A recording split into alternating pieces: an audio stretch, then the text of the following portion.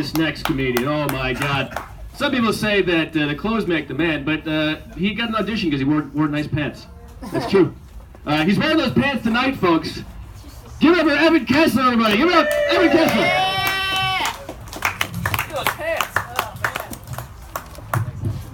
Yeah, guys, you're in for a treat. These are some special pants. Nice. Some magic pants. Some plum pants. Do you guys agree with the plum? I think they've morphed different colors. Like originally I thought they were maroon. Then an old Jewish lady at a show said, they're magenta. And then I was like, okay, they're magenta because you sound like my mom. And then someone said they were plum. So I'm gonna, you know what? I'm gonna go with plum. I feel like I don't feel conflicted about wearing plum pants. Like, I feel like I'm getting older and I feel like these are like midlife crisis pants. Like I can't afford to buy a new car for like a midlife crisis, so I have to just get increasingly more colorful pants.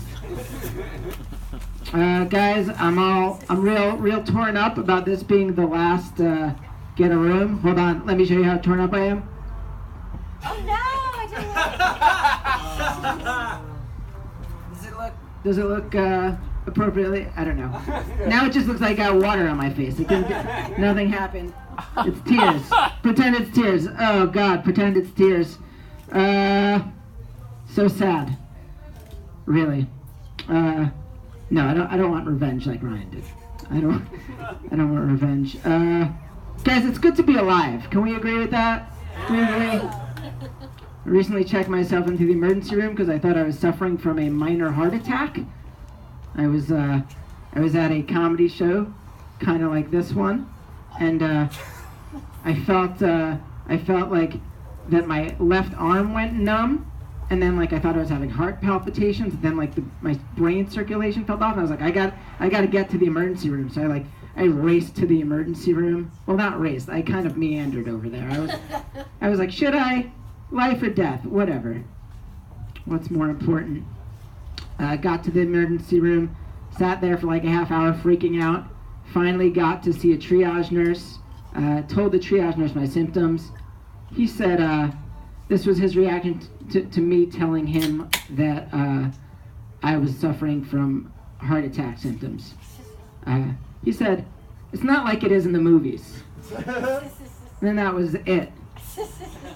I think that was essentially his way of saying, you're an idiot for thinking you were suffering from a minor heart attack.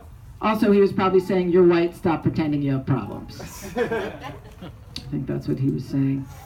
But I still, I felt like pretty stupid. Like, whenever you go to the emergency room, you feel pretty stupid because that's going to cost you a lot of money. That's not why I felt stupid. I just felt stupid because I went in there. Like, money never entered the equation because I have Medi-Cal, which is like if you make less than $16,000 a year. So I recommend that, guys.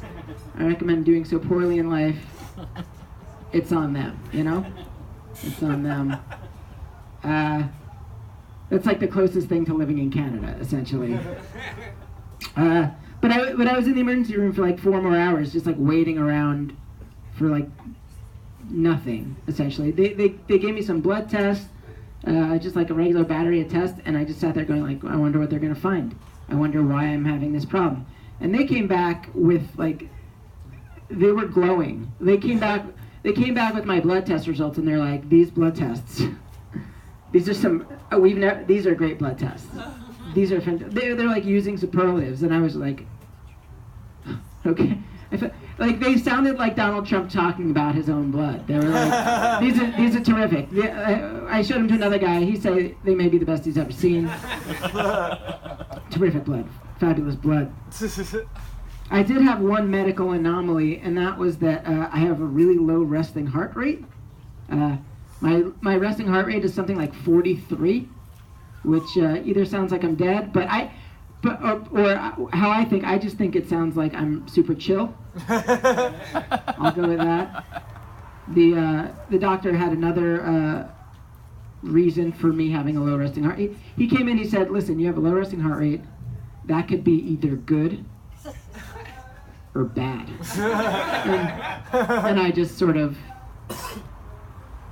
thanks for the medical diagnosis. And he said, it's good. because Olympic athletes have low resting heart rates. I don't know if you guys are checking me out. Very aerodynamic. But I mean, let's go with that. You know, it's a shame that the Rio Olympics just passed, because you know what? I would have cleaned up. I might probably at best I would have gotten a bronze in something, and I would have thrown that in the Amazon River, because I don't take bronze. I don't take that. But you know what? I got my eye on 2018 in Pyeongchang. Gonna do some ice sports. I feel like I would have an affinity for ice dancing. That sounds like a fun one. When I was a kid, I liked the idea of speed skating because that always looked cool, but I don't think I'm athletic enough for that. I mean, I'm athletic, guys. But I don't think I'm a speed skater. I think more practical hope for me getting a gold is curling, because I can sweep like a motherfucker, guys. Can sweep like a motherfucker. I feel like if I would have known I had Olympic athlete heart rate, like if I had known I would have had one, I would have gone for the gold way earlier. Guys, it's gonna be my birthday in 2 weeks, and I'm turning 38. I know. Listen, I know you're. Listen, I know you're looking at me. You're going like, you're 38. Wow, you look good for your age. You know. Listen, I know that. Now you guys know that. Now you guys know it. But I don't like 37. The age I am now is like, I feel like it's one of my favorite ages that I've ever been, because it's a lot of comics will come on stage and they'll be like, I'm getting old. And then they come on stage and they're like 24. Like, don't say that. Everyone hates you when you say that. But like, I don't feel old, and I'm 37. Like, I feel like you're only as old as you feel. I mean, I just joined a softball league with other comics, and now I do things like slightly gingerly. You know, like I walk around slow on Sundays after games. But generally, I feel pretty good, and I don't know. But 37 is a great age because to everyone else, it kind of sounds like you should be slowing down. You know, like you should be like. I like using 37 as an excuse for things I don't want to do now. Like, someone will come up to me, they'll be like, "Hey, do you want to go to an EDM concert?" And I'm 37. I'm 37. Do you want to go to the desert for the weekend and do a lot of drugs? I'm 37. Or then it flips itself. Some people will just be like, yeah, you know what, you're 37. You should really settle down and start having kids. And I just go, I'm 37. I still got plenty of life left in me, guys. You can't hold me down. I don't know. Last year, when I had my birthday, I was a little sad because my girlfriend didn't present me with like a piece of cake with a candle to blow out. Aww. I always like that little like body switch moment where you blow out the candle and you project something you like kill this life force and then you use it to like give you some magical wish, you know?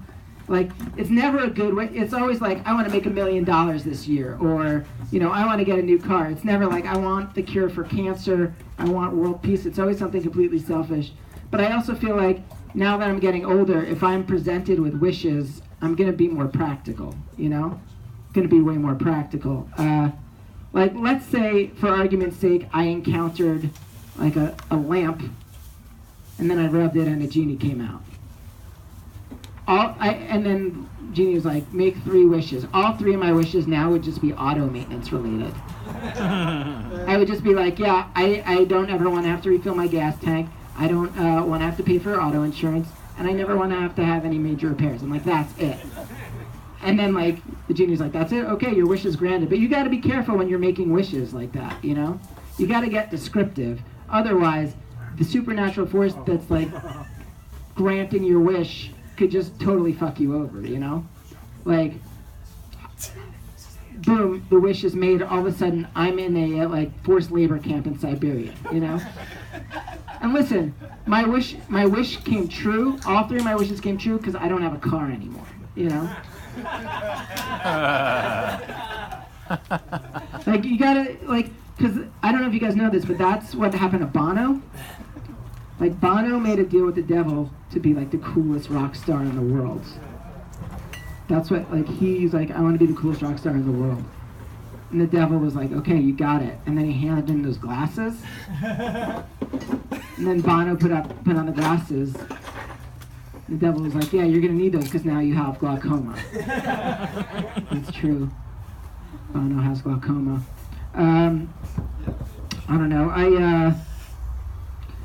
Being this old and living in LA is weird. Like, because I feel like I got a late start on comedy, like a late start on the stuff that I really want to do, and you know, it feels weird being an old guy going for it. Like, I have to make shit happen now, but like I feel like that's good. I feel like things are starting to go for me. Like, I'm getting a lot of confidence because like I was leaving a building in Hollywood the other day, and some woman like came up to me and asked if I was coming from an audition, and I was like, no, but like to me that means that she thought I looked good, you know. Like, I'm learning to take that, like, these signs and like use them for confidence. Like, I was in a Tender Greens the other day, and another woman came up to me and she said, what kind of cologne are you wearing?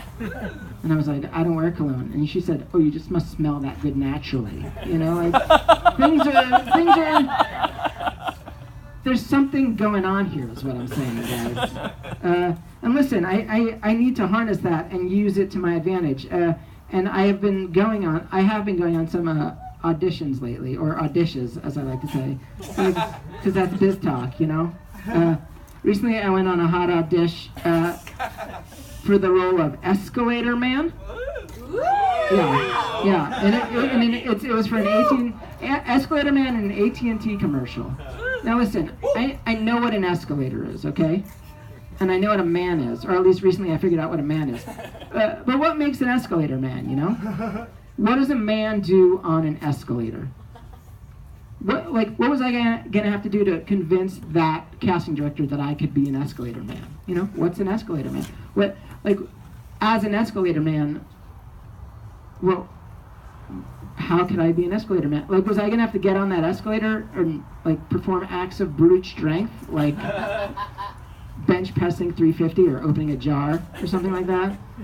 Was I gonna have to treat and respect women as equals while on that escalator? Because that's what a man does, whether on an escalator or not. Was I gonna have to raise my son to treat and respect women as equals while on that escalator? Because listen, I don't have a son, but they might have cast someone in the role of escalator son and put him next to me. But then again, I probably would have, like, the description of my role probably would have been escalator dad, so that was out. Turns out all you have to do to be an escalator man is just walk into that casting director's office, and he's going to start reading lines of dialogue from that commercial, and then he's going to start moving his finger like this, and you're going to have to follow that finger as he moves his finger.